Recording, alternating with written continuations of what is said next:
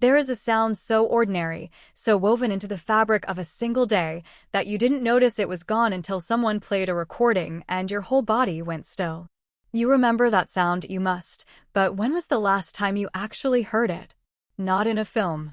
Not in a video. But live, in a room near you, the way your mother or your neighbor heard it 100 times before breakfast. That's what we're going to explore together today.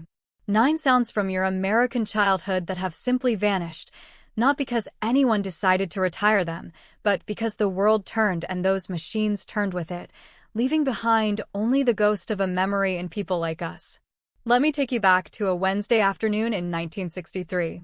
The phone sits on the hall table, heavy and solid, a piece of furniture really, painted a shade the makers called avocado or harvest gold.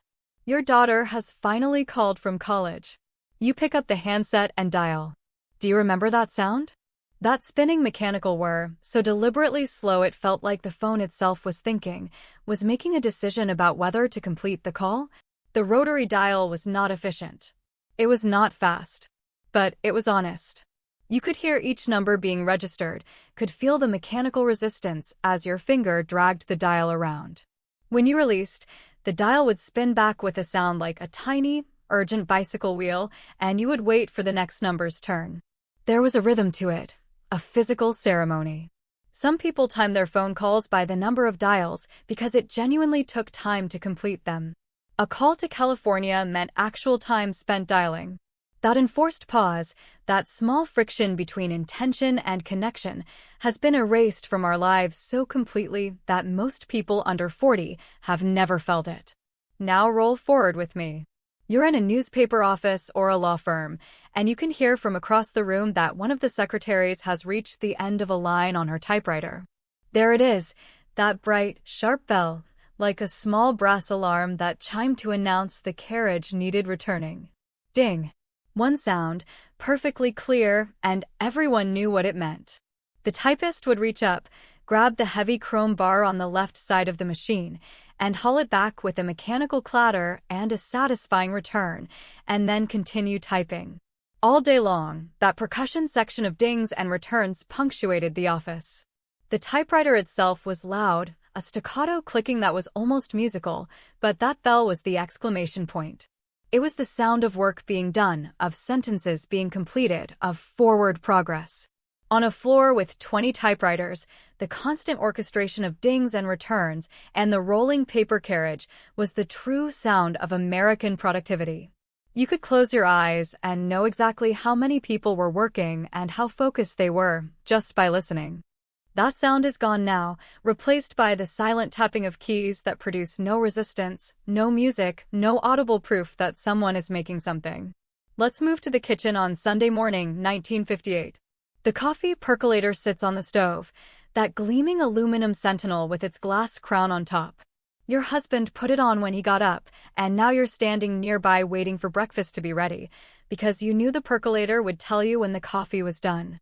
Listen, there's the initial heat, then a small, almost eager gurgling sound as the water rises through the center tube. Then it perks, truly perks, in a gentle, rhythmic bubbling. Perk, perk, perk, perk. That's the sound of coffee being made the way it was meant to be made. You didn't need a timer. You didn't need to check on anything. The percolator's song was your signal. When the bubbling slowed and the perks became less frequent, you knew the coffee was ready. That sound was Sunday morning. That sound was comfort and the promise of a warm cup and maybe, if you were lucky, a few quiet minutes before the children needed you. Coffee makers today are silent. They drip without drama, without announcement, and you have to walk over and check. The percolator took longer and sounded like it was alive, like it was doing something worth listening to. Close the front door gently behind you for a moment. You're stepping out onto the porch and your teenager comes bounding out behind you in a hurry to catch someone on the street. Slam. The screen door cracks shut with a wooden bang followed by the particular metallic spring-loaded bounce of the aluminum frame. That sound is pure summer. That sound is a kid leaving the house. It's a sound that says, this is a place you can come and go from. It's not sealed. It's not climate controlled. It's just a mesh between inside and outside, and it announces your passage every single time. How many times did you hear that screen door in a single day? In the morning before school. At noon when someone ran home for lunch. In the late afternoon when the kids burst in desperate for water or a sandwich. In the evening when the adults gathered on the porch to sit and talk and watch the street. And at night when someone went out to check on the porch light or bring in the dog. That screen door sound was the percussion track of neighborhood life. It meant the boundary between house and world was permeable. It meant people were moving freely in and out. A sealed modern door with a soft hydraulic closer denies you that sound entirely. You step out and there is no announcement. No one down the street knows you've left. Now we're in the gymnasium or the classroom. It's 1965 and the projector is being wheeled out. It's a large, boxy machine mounted on a metal cart, and it weighs a considerable amount. The teacher or the audiovisual aide threads the film reel in, and then there is that mechanical whir and a loud, steady clatter as the film advances through the gate, frame by frame by frame. The sound is almost like a mechanical insect, or like old machinery working very hard at a simple task. You sit in the darkened room with perhaps 30 other students, watching cowboys on a screen, and underneath the dialogue and the music, always, is that clatter. The projector was not quiet. The projector let you know it was working. That sound became associated with watching something, with learning, with a break in the normal school day. If you were a child in the 60s or 70s, you know that clatter in your bones. You can hear it right now just thinking about it. Modern projectors are nearly silent. Digital presentations flash onto the wall without any mechanical announcement at all. The learning still happens, but without that particular industrial underscore, without that sense of a machine laboring to show you something. Step into a phone booth on a street corner.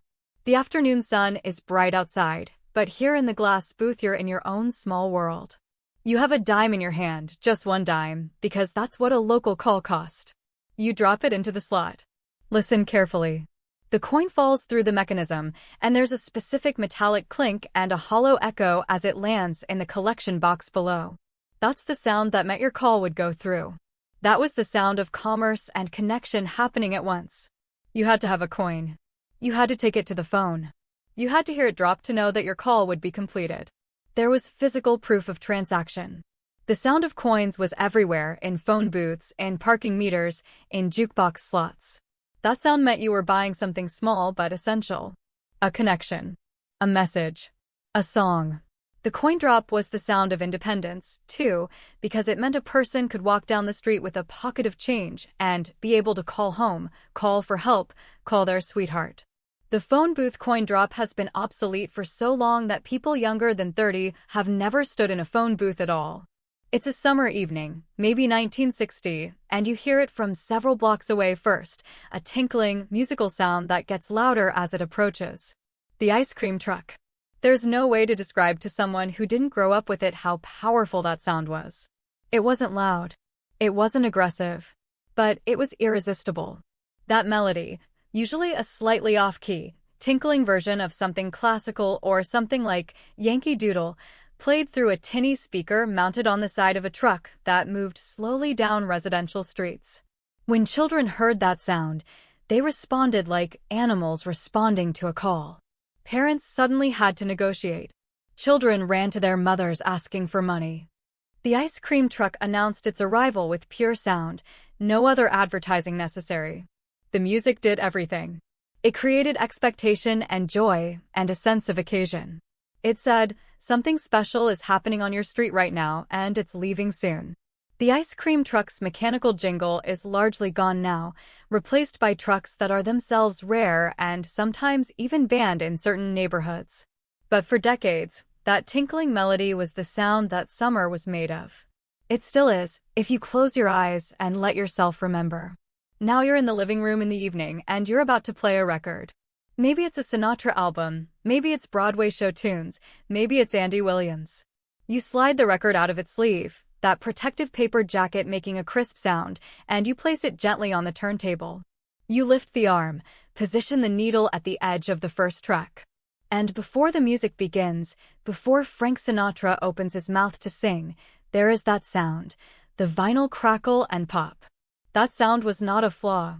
That sound was the signature of warmth, of authenticity, of something real. It said, "This is a recording, captured and preserved, now being played back just for you." The crackle was part of the experience. Some people even preferred records to other formats because of that sound. It was proof of age. It was proof of the vinyl's past. Each record had its own pattern of crackles and pops, its own voice. That sound is largely gone now, replaced by the perfect silence of digital music. You can still buy vinyl and you will still hear those crackles if you do, but for most people, the first sound of music is now immediate and pristine. Something small was lost in that exchange. Something that said the music had a history, that it had been touched and played and listened to many times before. And so we arrive at the final sound, the one that might actually make your throat tighten a little. You're a child, and it's late evening.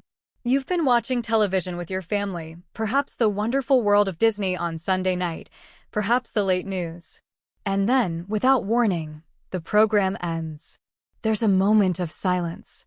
And then, on your black and white screen, you see a pattern, a kind of target or test card, and you hear a sound. It's a simple melody, patriotic and a bit melancholy, played on a piano or a small orchestra. Sometimes it was the national anthem. Sometimes it was a more original composition. But that sound meant the same thing every time. The television station was signing off. The day was over. The broadcast day had ended, and there would be no more programs until morning. That sound was a period at the end of a sentence. It was a benediction. It was the sound that told children everywhere that it was time to go to bed, because there was nothing left to watch. Do you remember that specific kind of loss you felt when you heard it? That mixture of resignation and relief? The TV station sign-off anthem was the sound of an ending, but it was an ending that happened the same way every single night, so it was also a comfort. It was a ritual. It was a sound that shaped the rhythm of your day and your family's day. Modern television never signs off. It streams endlessly. You can watch anything at any hour. But we've lost something in that constant availability. We've lost the punctuation that said the day was complete, that rest was coming, that this was enough. These 9 sounds, the rotary phone's spin and return, the typewriter's bell, the percolator's perk, the screen door's slam, the film projector's clatter, the phone booth's coin drop, the ice cream truck's jingle, the vinyl's crackle, and the TV station's sign-off anthem. These were not just sounds. They were the texture of daily life.